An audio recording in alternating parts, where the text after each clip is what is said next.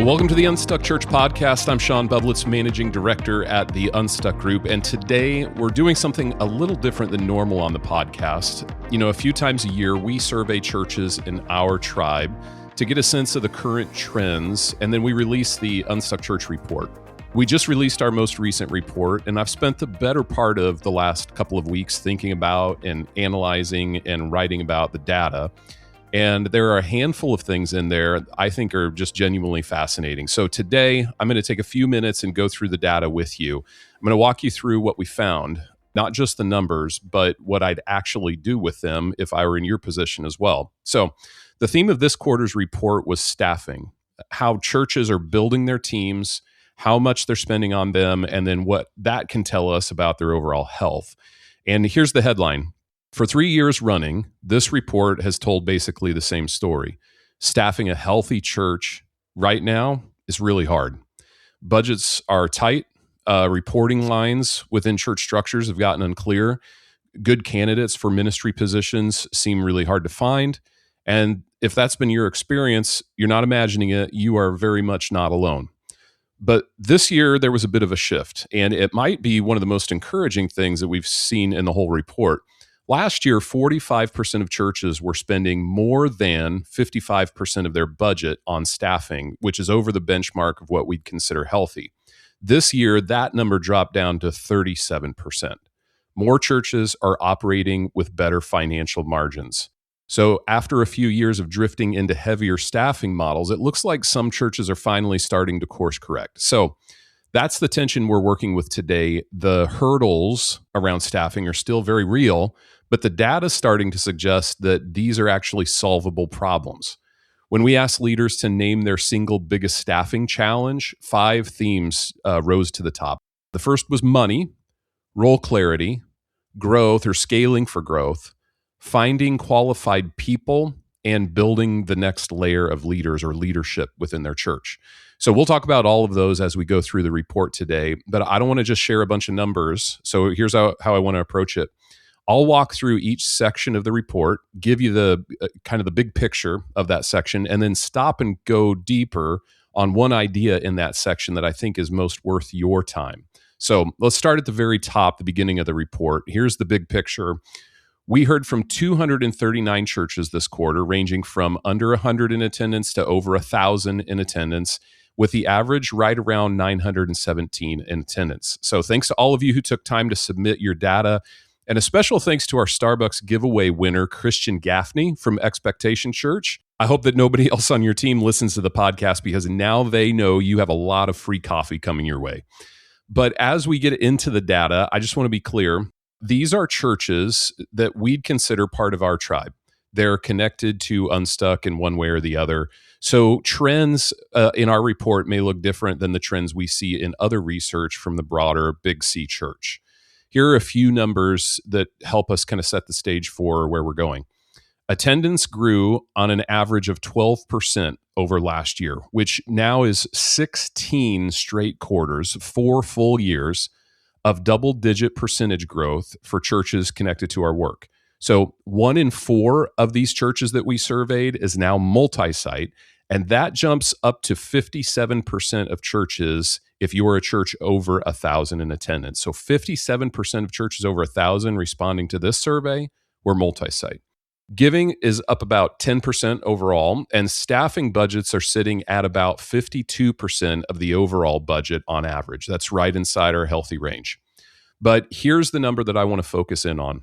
Staffing levels essentially held flat this year at 1 full-time equivalent staff member for every 64 people in attendance. That's your attendance to FTE ratio. And if you only remember one metric from this entire episode that we talk about, make it that one right there, because this is where the data starts to get interesting. Our benchmark for healthy churches is 1 FTE for every 75 people, not 64. And only about 1 in 4 churches in the survey are actually staffed at or above that benchmark, which means 3 out of 4 churches are carrying more staff per person than we would consider healthy. Now, I know there are a lot of churches that get maybe a little tired of hearing us say we're overstaffed, especially when there is so much work to be done in the church. It's easy to think about that metric that says we're overstaffed, but the to-do list day to day says we're not overstaffed. But stay with me because the data here, I think, is kind of hard to argue with, honestly. We split every church into bands based on their staffing ratio and then looked at how each band was growing and how many were declining. And here's what jumped out. The churches with the heaviest staffing, so fewer than 50 people per staff member, they grew the slowest, a median of about 6% growth. And 15% of those churches were seeing a decline. That's the highest decline rate in the report. Then there's the benchmark zone. So churches of 75 to 89 people in attendance per FTE. In that band, the number of churches that declined was 0. Not a few churches, no churches, across every size of church. It was the only place in the entire report where nobody's attendance went backwards. So here's what I think is so interesting. The leaner staff churches aren't just trying to survive or get by.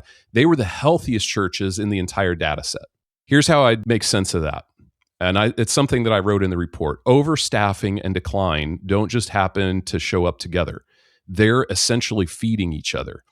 A church that gets overstaffed sees attendance dip, and the ratio gets worse automatically.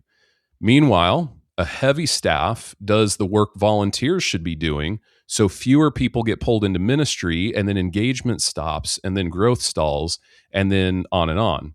And it basically just becomes a spiral. And the churches that stay lean are the ones that stay out of that.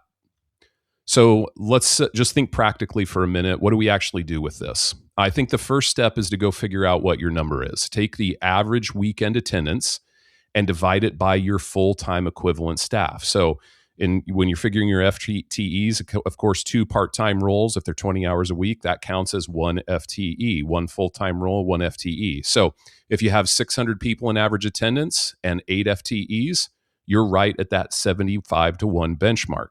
600 people in attendance and then 12 FTEs, you're at 50 to 1 at that point. The second thing to do, the answer is not to start letting people go right away. That is not what's at the heart of this. And honestly, I don't even think it's the smart move. The better approach is just to slow down next time somebody leaves your staff team. Pause and ask the question, could a volunteer team own this instead? For a surprising number of roles, I think that answer will turn out to be yes. If you're willing to do the harder work of building that team instead of hiring for it like normal. And then the third thing, if you're carrying staff that you can't easily reduce, the best approach, the most fun way is to grow into your staff. If you're sitting at 55 to 1, you don't need more people on the payroll right now. You need more people in the church that your team currently is ready to serve. So reach more of your community with the team that you've got, and the ratio starts to fix itself. The principle here, I think, is you cannot hire your way to health. You have to build your way there. Some of your hires essentially assume that volunteers can't do that particular thing. And sometimes you're right. Some roles genuinely need an expert and the full attention of somebody's 40 hours a week. But a lot of the time, if you're honest, hiring is just easier than the slow, unglamorous work of developing leaders. But taking the easy route, I think, is exactly how churches get stuck. So the churches in that benchmark zone stayed lean on purpose, and that was the only area in the whole report where no churches declined in attendance.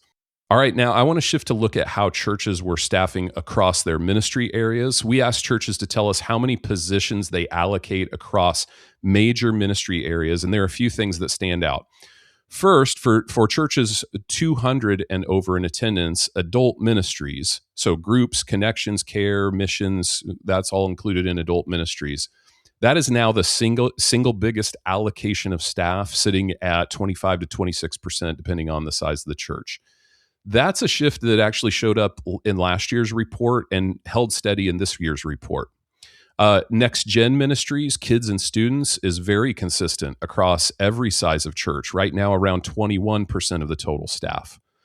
Even the smallest churches jumped into that range this year. They were 16% last year, increasing the number of Next Gen Ministry staff in their church.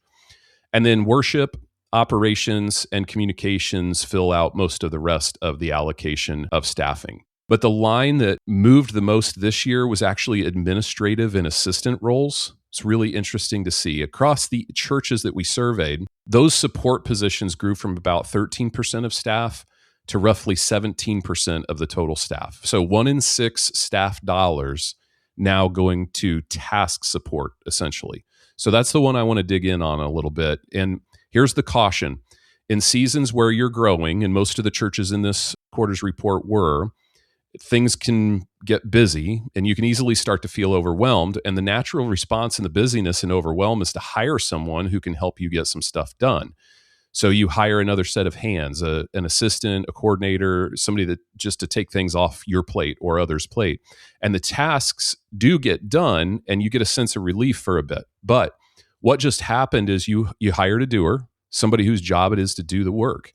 What you didn't hire is any new leadership capacity. And those two things, of course, are very different. A doer's ceiling is whatever one person can accomplish that week. And some of those roles, I think, are very necessary. But a builder who recruits, develops, and leads a volunteer team has a ceiling of whatever the whole team can accomplish. One of those roles helps your church scale through that busyness and growth that you're in, and the other just relieves pressure just for a season, and then becomes a fixed cost on your payroll, of course. So I actually flagged this in the report because I think that's one of the most important patterns to pay attention to in the whole thing. When volunteer engagement lags, churches don't tend to respond by building stronger volunteer teams. They respond by hiring people to get the tasks done. I think that feels like progress, but over time, over-hiring on the doer side can become one of the biggest lids on your growth because you've trained your whole organization to solve capacity problems by adding more staff instead of building teams. I want to be fair here, though, because I know there's going to be pushback to this topic. Good administrative support is needed. Some of the most important people on a church staff are the ones that are keeping the operational side running. I'm not suggesting that administration is the enemy here. I'm just saying administration as a substitute for building volunteer teams is a lid for your church. Some of that hiring is needed. Some of it is just avoiding the hard work of building teams. Your job is to figure out which one is which. So here's coaching on this. First, go back and look at the last 3 to 5 hires that you've made. And honestly, just assess whether you're hiring doers or builders. If every recent hire was somebody that was there to handle a task, that's worth a conversation with your leadership team. Secondly, before you make your next task-oriented hire, ask the question, is this genuinely specialized work that needs a professional, or is it work we just haven't built a volunteer team for yet? Because if a team could own it, hiring it away actually robs your church of one more place where people could have been pulled into ministry. And then the last thing here that I'd mention, start measuring your ministry leaders by the team they build, not the tasks they personally complete. We talked about this a while back on the podcast. Your staff leaders should have goals every year around how many volunteers and volunteer leaders they're raising up. When that's a celebrated win, you stop rewarding those kind of hero types that do everything themselves, and you start building a bench in your church that actually helps your church grow. All right, now I want to shift to some of the data around who gets a seat at the leadership table. I think you're going to find this really interesting. This part of the report looks specifically at your senior leadership team or the group of people in your church that's setting ministry strategy. And it asks which generations are holding those seats. And the headline that I saw here is that Gen X is still the most represented generation at the leadership table. They have about 43% of the seats. But right behind them, almost neck and neck with them, are millennials at 39%. Boomers are now at 16%, and Gen Z, or anybody under 30 essentially, is just 2%. So a couple of numbers worth knowing here. The average age of the senior pastor in our survey held steady this year at 51. And those few Gen Z seats that do exist in the report were actually mostly at smaller churches. Churches under 200 in attendance give Gen Z about 5% of their leadership seats. Churches over 1,000 give them about 0.5%. And I think that's due in this report to several of the smaller churches being new churches. Churches in that launch phase of the church life cycle, they're more likely to have younger leaders in charge, or at least at the leadership table. So some of you who started your church maybe 15 or 20 years ago, you might remember what those days were like when you were young and leading. What I think is so interesting here about this is that the generational transition is well underway in the church. Millennials now hold nearly an equal amount of leadership seats as Gen Xers do. In fact, for churches between 200 and 1,000 attendants, they do. The numbers were exactly equal. So the youngest Gen Xers now are 46. That's the youngest. And the millennial generation now stretches from 45 down to 30. And with millennial engagement driving church attendance trends right now, it makes sense that more 30 to 5-year-olds would step into roles where they can have a voice in church strategy. I think that's a positive trend in the data. On the flip side, the older Gen Zers are now hitting 29 years old. And this generation is one of the most complex in history. On church teams, there's still a significant underrepresentation of Gen Zers in leadership. So I'm not suggesting through the report that you immediately add a 20-something to your senior leadership team, but I would just ask, what 20-year-old have you identified leadership capacity in and are now intentionally bringing alongside you? In just a few years, Gen Zers will represent a much larger segment of your church, at least if you give them a place to belong and to grow. All right, let's talk about hiring, specifically the areas churches are struggling to staff and then how to approach solving that. So when we asked churches the single biggest barrier to their next hire, just over half, actually 51%, said the same thing: budget. That's no surprise, given everything that we've covered already. Another 35% said the barrier is finding qualified candidates. And when we asked which roles were hardest to fill, one rose way above the rest: worship arts at 28%. 28% of churches named it as their toughest role, well ahead of next gen, operations, communications, and everything else. Last year, the headline was student ministry. That was the toughest to fill. This year, it's worship. But here's the finding I want to focus in on a little bit, because I think it's one of the most practical things you can do this week with this report. We asked about contracted and outsourced services, and 63% of churches are using them. And when we cross-referenced them against church growth, we noticed a pattern. 65% of growing churches use outsourced services compared to just 45% of declining ones. So here's the thing: not every role in your church needs to show up on your org chart. When you hire a full-time person for a specialized or occasional need, of course, you take on a permanent cost, salary, benefits, and everything else. And that's work that might not need a permanent person. When you contract it, you get the capability without that fixed cost. You can kind of scale up and down and often access a certain level of expertise. And churches doing this well, I think, are being pretty strategic about it. About a third of churches are outsourcing bookkeeping, accounting, payroll, or HR. Another third outsource their cleaning and custodial. And there's a reason. You don't need a full-time facilities director just to keep the building clean. And you probably don't need a full-time accountant to run your payroll, depending on the scale of your church. So that's short-term capacity that a church can buy, and it frees up real budget for them. The other standout contract service churches we're using is in creative and tech. 1 in 5 churches now contracts their audio, video, or production support.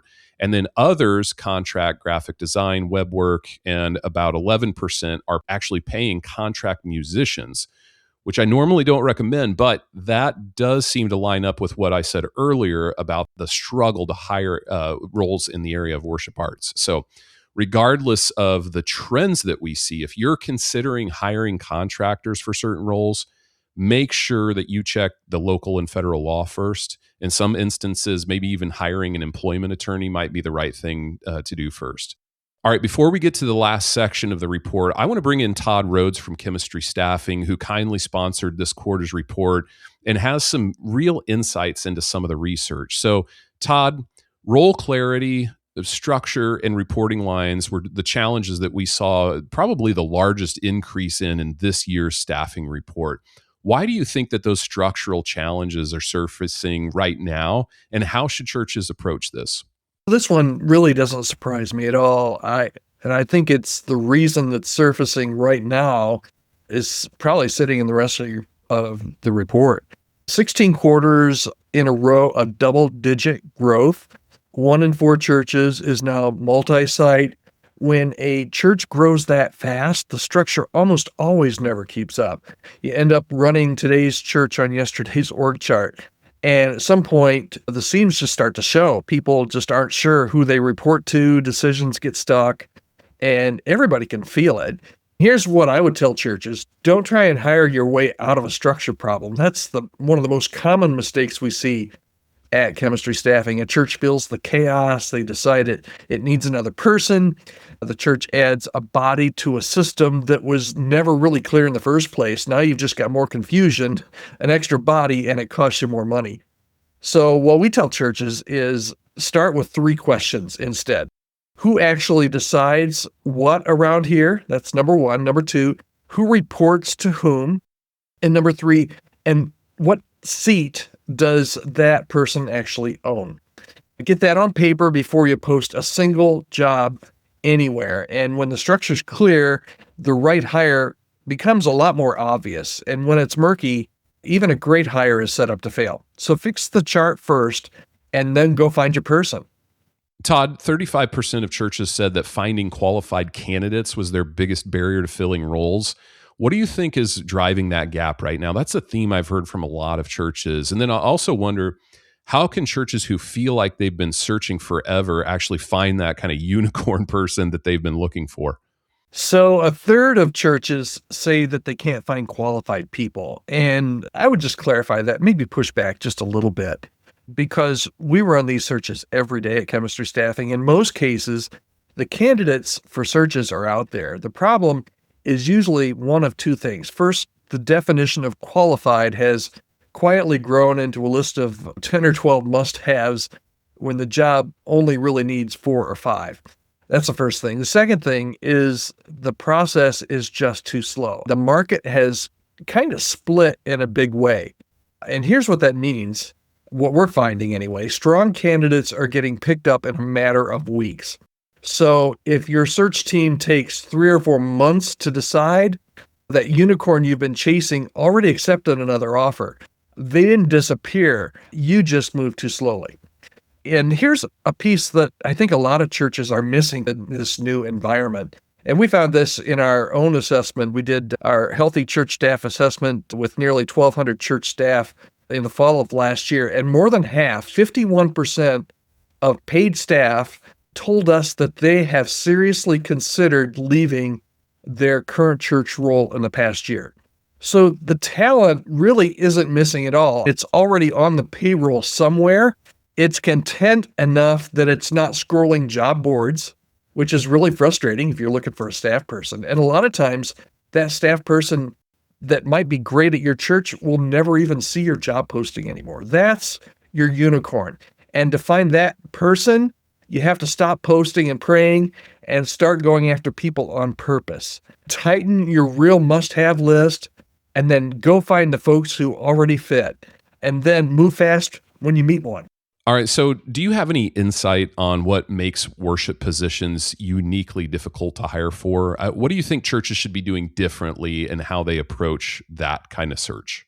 Worship is one of the single hardest seats in the church to fill right now. I would add probably the second hardest is student ministry right now.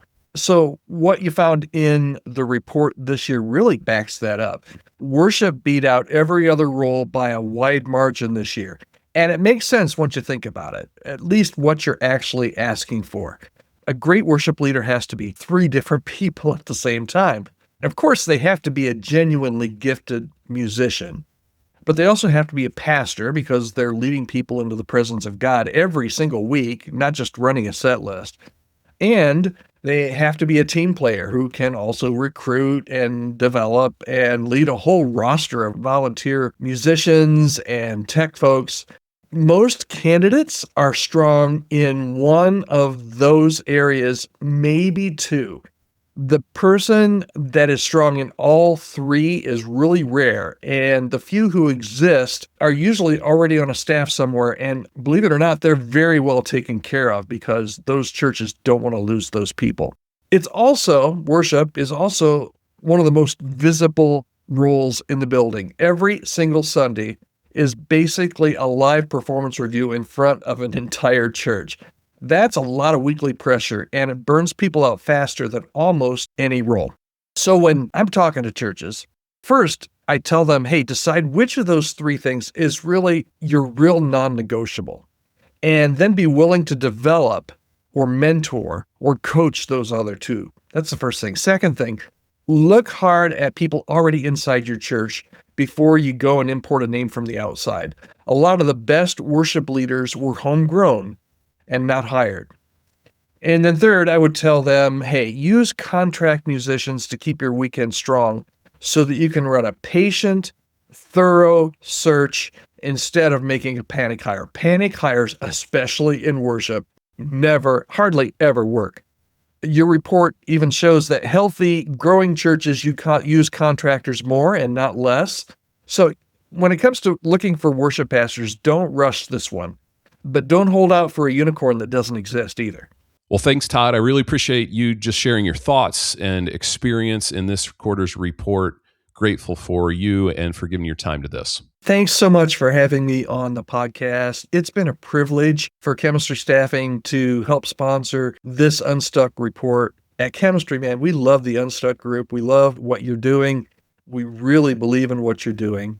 Let me tell you just a tad bit about Chemistry Staffing. We help churches all over the country find and hire what we call healthy long-term ministry staff. We're really trying to help you find someone that can be at your church for 5 years or longer.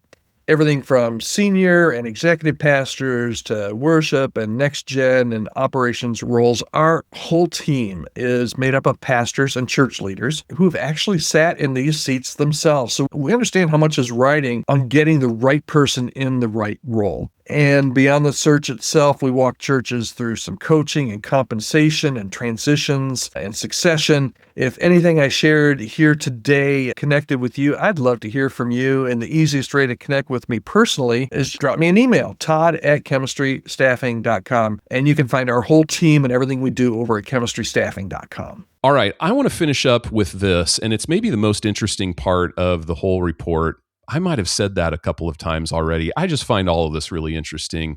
This is where we put growing churches and declining churches side by side and look at the differences between the two. And one quick note before I give you the numbers here. Only 20% of churches in this survey reported declining attendance. So that's not a large group. And on one hand, I think that's something to celebrate. It's great. But in terms of the trends from the data, I think this is just, we have to look at this more as directional, not an accurate snapshot of declining churches across North America. But the pattern is so consistent with what we've seen in our actual on-site consulting, I think it's worth your attention and worth calling out. All right, so here's the data. Declining churches are carrying one staff member for every 42 people. So they are heavily overstaffed. They're also spending about 59% of their budget on personnel, and 60% of those churches that we're seeing decline were over the healthy benchmark. At the same time, their giving grew just 1%, barely over 1% last year, which is well below what's happening with inflation right now. So the general picture with those churches is there's a heavy payroll, thin or shrinking resources right now. They are overstaffed and under-resourced at the same time. Another interesting note that we've seen in past reports as well, declining churches actually have the most committed givers. Their per capita giving is the highest in the survey, which means you've got fewer and fewer faithful people who are carrying a staff structure that was actually built for a much bigger church. That isn't sustainable for many churches, and it's really not fair to those people. But the difference that I want to take a look at is actually an allocation, not how much they spend, but where they spend it. Growing churches put 22% of their staff into next-gen ministries, so kids and students. Declining churches only put 17% there. Growing churches put 14% in worship arts. Declining churches put more at 19% into worship arts. Growing churches put 15% into operations. Declining churches put 20% into operations. So declining churches are investing more in adult services and operations and less in the next generation. And I think that's fueling the decline. Because think about what those categories actually do. Worship, production, and operations in many churches serve the people who are already in the room.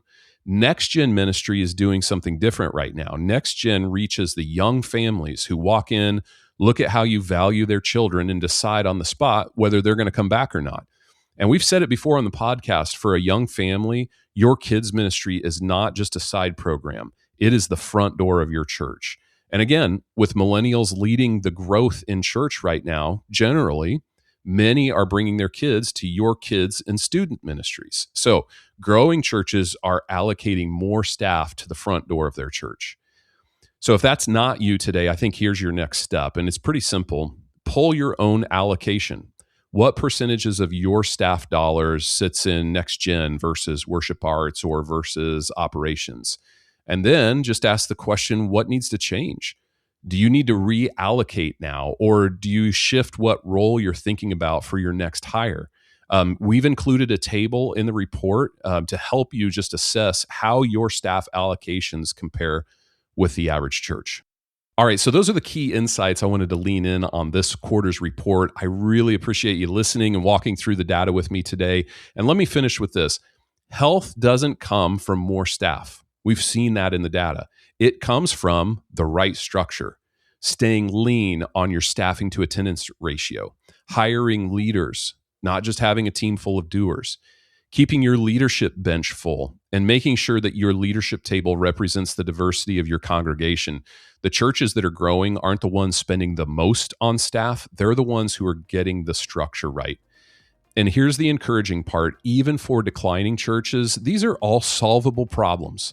We've seen it in this year's data that churches are starting to figure this out. That drop from 45% to 37% over the staffing benchmark means that churches are making hard but healthy corrections for the better of their ministries and for the better of their mission field. If you want to see exactly where your church lands in all of this, you can go grab the full report. It's free, and it breaks every one of these benchmarks down by church size. So you can put your own numbers right next to the churches just like yours, your staffing ratio, your allocation, your volunteer leader span, all of that. You can download it at theunstuckgroup.com/trends. That's theunstuckgroup.com/trends. And if you read through this and you saw your church in some of it, if you're feeling that overstaffing, if you're over budget, if you're really not sure what to do yet, that's actually the work that we do every single week with churches. So if you'd like to get some outside perspective on all of this, you can start a conversation with our team at theunstuckgroup.com/start. All right, that's it for the report for this quarter. Thanks for taking the time to listen and get an honest look at your numbers, and I'll see you next week.